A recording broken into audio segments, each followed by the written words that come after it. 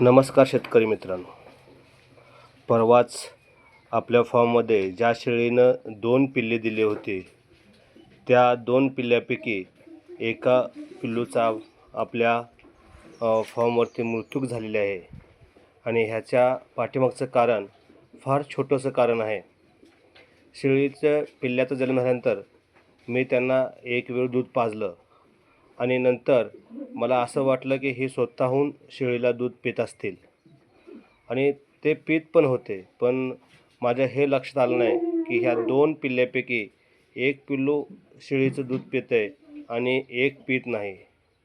आज सकाळी ज्यावेळी माझ्या हे लक्षात आलं की आपल्या फॉर्मवर त्या शेळीच्या एकच पिल्लू दूध पितंय आणि एक पिल्लू दूध पीत नाही, त्यावेळी मी त्याला दूध पाजण्याचा प्रयत्न केला.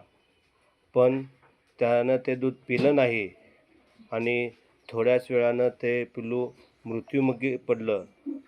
तर शेतकरी मित्रांनो, यातून शिकण्यासारखं एकच आहे.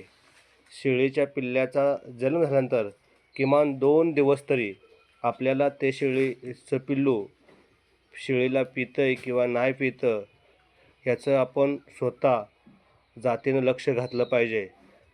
अन्यथा अशी हानी आपल्याला सोसावी लागेल. तर ह्या चुकीमधून आपण काहीतरी शिकलं पाहिजे आणि पुढं चालत गेले पाहिजे. मी सुद्धा नवीनच फॉर्म चालू केलेला आहे आणि मला ही थोडे अनुभव येत चाललेले आहेत. जसे जसे मला अनुभव येतील तसं मी व्हिडिओच्या माध्यमातून मी तुम्हाला शेअर करतो आहे आणि तुम्हीसुद्धा चांगल्या पद्धतीनं मला सपोर्ट करताय. याबद्दल तुमच्या सर्वांचं धन्यवाद. जय हिंद, जय महाराष्ट्र.